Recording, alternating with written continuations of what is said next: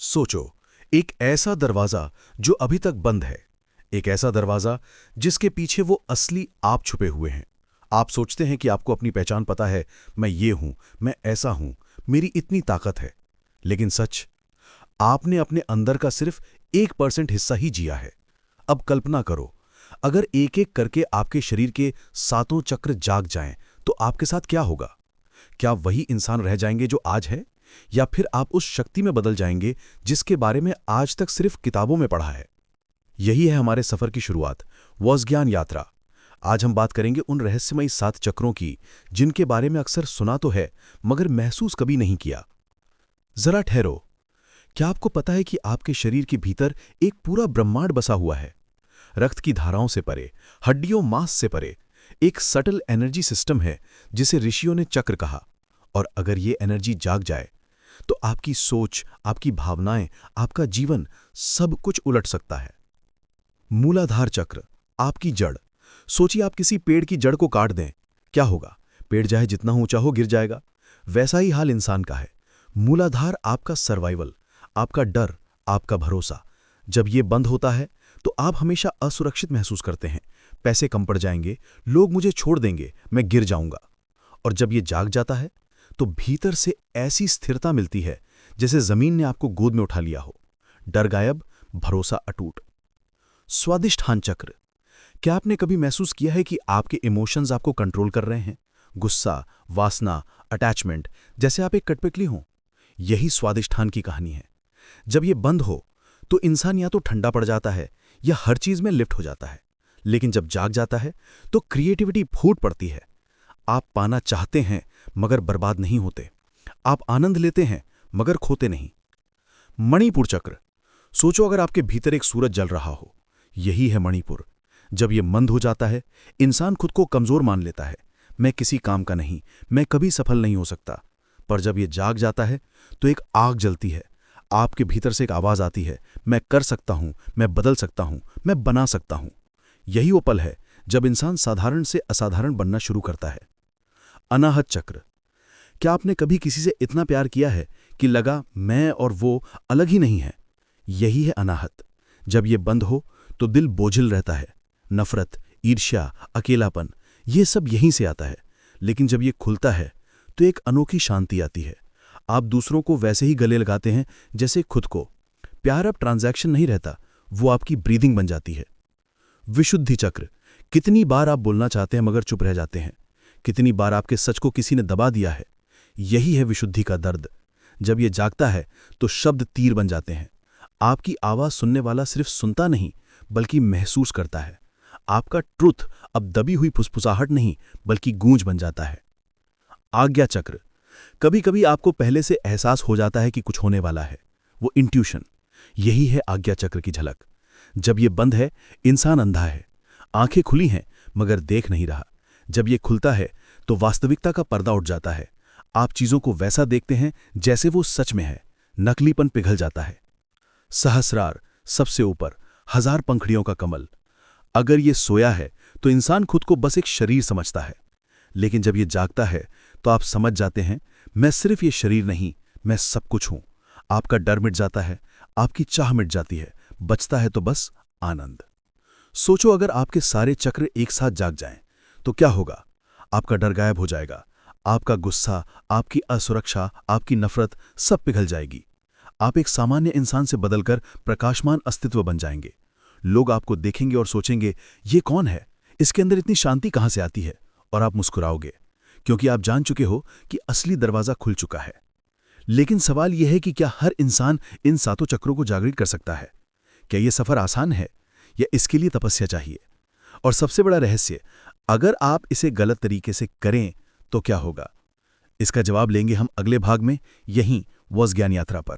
मूलाधार चक्र पर लौटते हैं। सोचो, जब कोई बच्चा जन्म लेता है तो उसकी पहली चीख क्या कहती है? मैं जिंदा हूं। यही मूलाधार की पुकार है। मगर बड़े होते होते हम अपने अस्तित्व पर ही शक करने लगते हैं। नौकरी छूटने का डर, घर छिनने का डर, रिश्ते टूटने का डर, यही सब हमारी जड़ों को हिला देते हैं। मूलाधार के असंतुलन से इंसान बेचैन हो जाता है, कभी गुस्से में, कभी उदासी में। लेकिन जब ये चक्र जागृत होता है तो इंसान जमीन से जुड़ जाता है। उसे लगता है कि चाहे दुनिया कितनी भी हिल जाए, वो अडिग खड़ा है।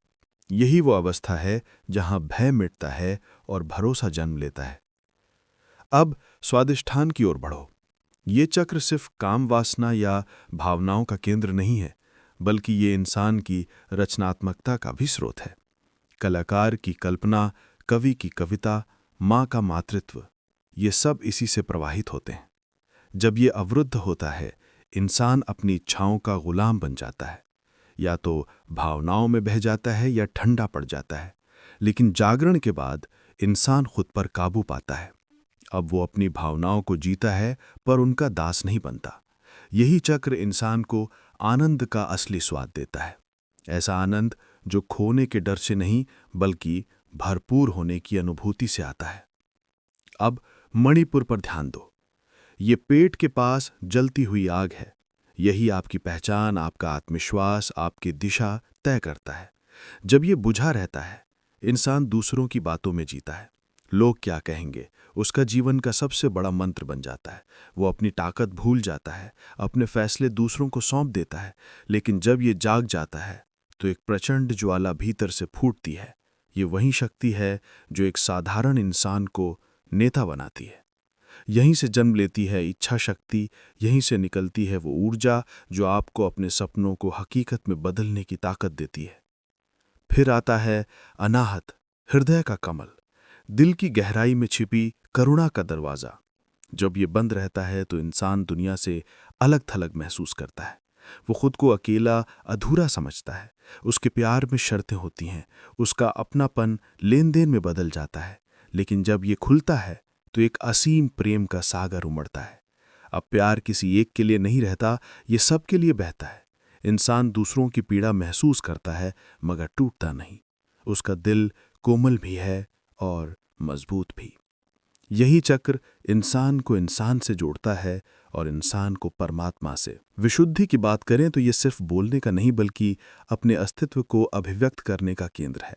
कितने लोग हैं जो भीतर बहुत कुछ महसूस करते हैं मगर कह नहीं पाते। यही अवरुद्ध विशुद्धि का दर्द है। ऐसे इंसान की आवाज़ कांपती है, उसका सच गले में अटक जाता है। लेकिन जब ये जागृत होता है तो शब्द बिजली की तरह असर डालते हैं। उसकी आवाज़ में ताकत होती है, उसके सच में वजन होता है। ये सिर्फ बोलना नहीं, बल्कि दुनिया को अपनी सच्चाई सुनाना है। यही विशुद्धि इंसान को कलाकार, वक्ता और दृष्टा बनाती है। फिर आती है आज्ञा, तीसरी आंख। यहां से परे है सामान्य दृष्टि। आंखें बंद करके भी दिखने लगता है वो जो आंखें खुली होने पर नहीं दिखता। जब ये बंद है, इंसान भ्रम में जीता है। वो असली और नकली में फर्क नहीं कर पाता। लेकिन जागृत होने पर पर्दे हटने लगते हैं। अब दुनिया वैसी दिखती है जैसी सचमुच है। दूसरों की नीयत, घटनाओं की दिशा, भविष्य की हल्की झलक, ये सब स्पष्ट होने लगता है। यही वो दृष्टि है जो साधारण इंसान को साधक बना देती है। और अंत में सहस्त्रार। सहस्त्रार का जागरण मतलब सीमाओं का मिट जाना। अब न मैं न तुम, बस एक। अब कोई छोटा बड़ा नहीं, कोई अपना पराया नहीं, बस एक विराट अस्तित्व जिसमें सब कुछ समा जाता है। यही है परमानंद, यही है मुक्ति। अब सोचो, जब ये सातों चक्र एक साथ खिल उठें तो इंसान कैसा होगा? उसकी नज़र बदल जाएगी, उसकी धड़कन बदल जाएगी, उसकी ऊर्जा बदल जाएगी। वो अब सिर्फ जी नहीं रहा होगा, बल्कि चमक रहा होगा। उसके पास बैठकर ही लोग शांति महसूस करेंगे। वो सिर्फ एक व्यक्ति नहीं रहेगा, बल्कि चलता फिरता तीर्थ बन जाएगा। लेकिन सवाल अभी भी बाकी है। क्या हर कोई इन सातों चक्रों को जागृत कर सकता है? क्या ये हर इंसान का हक है या सिर्फ कुछ चुनिंदा साधकों की नियति? और अगर कोई बिना तैयारी के, बिना मार्गदर्शन के इस राह पर चला जाए, तो क्या वो खुद को नुकसान पहुंचा सकता है? यही है अगली कड़ी का रहस्य। इसका उत्तर हम खोजेंगे अगले भाग में, यहीं वॉस ज्ञान यात्रा पर। हर चक्र का अपना एक रंग है, अपनी एक तरंग है, और जब ये सब मिलते हैं तो इंसान की जिंदगी एक संगीत बन जाती है। मूलाधार की स्थिरता, स्वादिष्ठान की रचनात्मकता, मणिपुर की आग, अनाहत की करुणा, विशुद्धि की सच्चाई, आज्ञा की दृष्टि और सहस्रार की एकता, ये सब मिलकर इंसान को पूर्ण बना देते हैं। ये ऐसे है जैसे 7 सुर अलग अलग बजें तो मधुर ध्वनि नहीं बनती, लेकिन जब ये मिलकर राग बनाते हैं तो आत्मा झूम उठती है। सोचो, अगर मूलाधार जागृत हो तो डर मिट जाएगा। अगर स्वाधिष्ठान खुला हो तो आनंद कभी खत्म नहीं होगा। अगर मणिपुर प्रज्वलित हो तो इच्छा शक्ति कभी डगमगाएगी नहीं। अगर अनाहत खिला हो तो प्रेम की कमी कभी महसूस नहीं होगी। अगर विशुद्धि स्पष्ट हो तो आपकी आवाज में सच की गूंज हमेशा रहेगी। अगर आज्ञा प्रकाशित हो तो आपको कभी राह भटकनी नहीं पड़ेगी।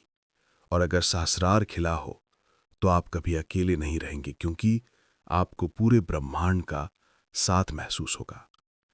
लेकिन ये यात्रा आसान नहीं है, क्योंकि चक्र सिर्फ आध्यात्मिक केंद्र नहीं, बल्कि हमारी सबसे गहरी कमजोरियों और सबसे ऊंची शक्तियों का संगम भी है। मूलाधार में हमारा डर छिपा है, स्वादिष्ठान में हमारी वासना, मणिपुर में हमारा अहंकार, अनाहत में हमारी उम्मीदें, विशुद्धि में हमारा झूठ, आज्ञा में हमारे भ्रम और सहस्रार में हमारी सीमाएं। जब आप इन्हें जागृत करने निकलते हैं तो पहले इन अंधेरों का सामना करना पड़ता है। यही वजह है कि बिना तैयारी के ये यात्रा खतरनाक हो सकती है। इसीलिए ऋषियों ने कहा था कि साधना धैर्य का खेल है। एक एक करके हर दरवाजा खोलो। पहले जमीन पर खड़े हो जाओ, फिर उड़ना सीखो। क्योंकि अगर जमीन पर पांव मजबूत नहीं होंगे तो आसमान में उड़ान टूट सकती है। अब तुम सोच रहे होगे, अगर ये इतना गूढ़ और कठिन है तो क्या इसका अनुभव हर इंसान कर सकता है? जवाब है हाँ, क्योंकि ये सातों चक्र किसी मंदिर या किताब में नहीं है।